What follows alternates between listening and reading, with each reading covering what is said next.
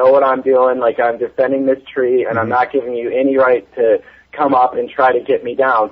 So then that way, like, if they do get us down out of the trees, like, they'll try to take us to court, and they'll try to sue us in any way they can. And I mean, it's really ridiculous. Like, this one kid that they pulled out of a tree, they basically brutalized this kid. It's a really long story, but long story short, they basically physically assaulted this kid in really horrible ways. Yeah. And when they got him down to the ground, they sued him for assault. And their basis for it was because at one time during this experience where this kid is being brutalized by these climbers, they didn't have him safetied into anything, and he felt like he was going to fall. So he grabbed onto one of the climbers' legs because he felt like he was going to fall to his death because they, they didn't have him safetied in. Yeah. And because this kid grabbed onto a climber's leg to save his life, when they got him down to the ground, they said, "Oh, he was trying to pull us out of the tree." So that's why we have video cameras to record everything. Right. Like, we'll carry a video camera on it so we can record everything. So that if they do try to sue us in court, we can say no. Like, we have the footage to say that we did. All right, Joseph. We have this question for you from Carl. He wants to know: did God call you to protect a tree, or was He trying to get your attention for something else? Yeah, that's you know what? It was both. I mean, it was really interesting because when I went out into the trees, I was out there for about 6 months, and I didn't have a Bible. And one day, it was really amazing. Like, whenever I prayed for something that I needed, God would always give it to me.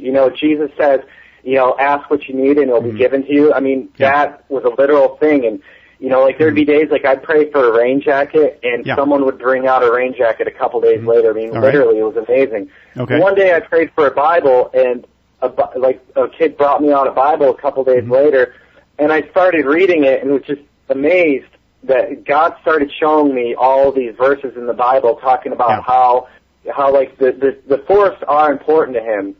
So yes, God did bring me out there to protect the trees, but then also, yes, there was another reason. The larger reason for why God brought me out there was because God was teaching me to let go of my fear of death. Yeah. Because during the 2 years that I was out there, I went through some experiences where I felt like I was going to die.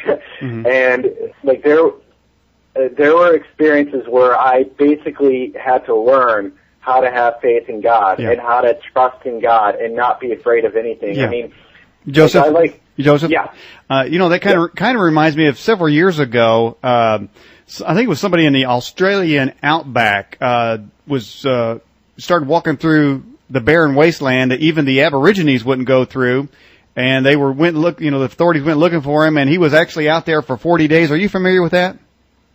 No, I never heard about that. Yeah, you might want to look it up somewhere on the net. I guess he was out there exactly 40 days. Jamie, you remember that story? I sure do. And his story was similar to yours, that you're in the middle of a desert, and he said that when he needed to eat, God would show him where food was. When he needed to find water, God would show him where water was, and he learned to live by faith. And of course, they wrote him off for dead after so many weeks, because even the Aborigines wouldn't go there. But in the end, he learned that, for one, that God is real and that He's watching over his affairs. And so it sounds similar to what your story is. Yeah. It's amazing, like when I was telling you about how I'd come across all these amazing verses about, like there's one verse in Revelation that where it's in, I think it's Revelation 11, where John sees a vision of the angels standing around the throne room of God, and the angels directly tell God that He should destroy those that destroy the earth. Yeah. There's one verse that really blew me away, just like blew me away when I read it, about, it's in Ezekiel, and I only read the King James Version, so I don't know if it would be different in other versions. But there's a verse in the book of Ezekiel that talks about how God will take His children and put them in the wilderness, and they'll sleep in the wilderness. I mean, just like all sorts of stuff. So, what I learned is that, the animals and the trees, they're important to God. I mean, it's not the end-all, be-all of everything, but it definitely upsets God that mankind is destroying His forest. Now, I don't put the trees above God. I don't idolize the trees in any way. It's just that to me, the trees definitely are a life that need to be protected. And furthermore, I mean, for a person that's not a Christian that can't relate to that, well, I mean, we need, as humans, we simply need the trees to survive. I mean, we need the trees to filter out the carbon dioxide. We need the trees to... Well, Joseph, you know, I would think there's also some people out there that couldn't believe you would actually live up in a tree, either. And, of course, you know somebody's out there thinking, and you got to be asked the question, did you hug the tree while you were there? Did I what now? Did you hug the tree? Did I hug the tree? Yeah, it's a euphemism for anybody who likes trees now. Tree hugger? Yeah. Oh, yeah. Oh, you did? I am a tree hugger. Wow. Yeah, I did. I did hug the tree a lot. Can you tell if the tree is upset? Well, yes. Yeah, there definitely are times. Like, when you live in a tree for 2 years, you do... Like, what I learned is that the trees, I believe that the trees do have spirits, and I do believe that that's backed up in the scripture, too. I do believe the trees have spirits. I believe that a spirit is different than a soul. I mean, I don't think that the spirit that's in the trees is the same as, you know, a human soul. Yeah. But it is a living spirit that's in there, and I don't, it's hard to put your finger on. I mean, I don't necessarily think it's that a tree thinks. But what I can tell you is this, you know, going through the summer months and not having any rain, I was out there 2 years, and 2 times, you know, you feel when the rains come for the first time, you really do feel the forest rejoice in this relief, like, oh, the Lord is sending us all this rain. I mean, that's really how I look at it. Whenever there was rain coming, it really felt to me like the spirit of the trees was really rejoicing in the Lord, and the Bible talks about that too. Yeah, Joseph. I was thinking just the word tree.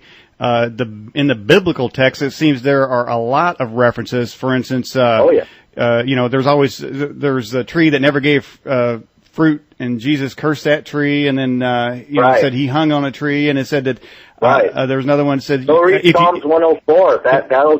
That'll blow people away. It talks about how the Lord's trees are full of sap. Yeah. He also calls his people trees. He said, "You shall be trees planted by the rivers of water."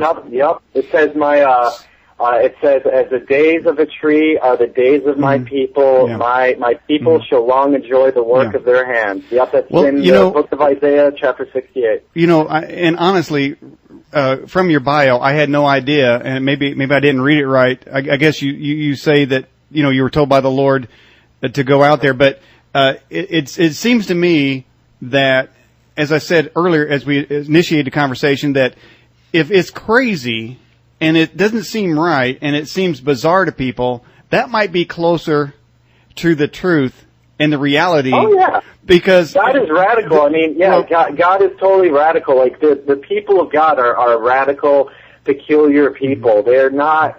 Like, you don't look at the people of God like you look at everyone else. They're not like everyone else. I mean, I mean, God's a radical God. Jesus was a radical person. Well, from the biblical text again, because obviously I think you're coming from there, because it seems like it started from that type of belief system. But there are so many events where, from a logical mind, whether the Creator told somebody to do something that wasn't reality, like go around a city and blow a trumpet, 7 times, and throw water on an altar and then watch it light up. There's so many bizarre things, come out on the water and walk. And every one of those things, you could look at it like somebody would probably look at you. Well, God would never tell you come up in tree. You're just a nutcase. But if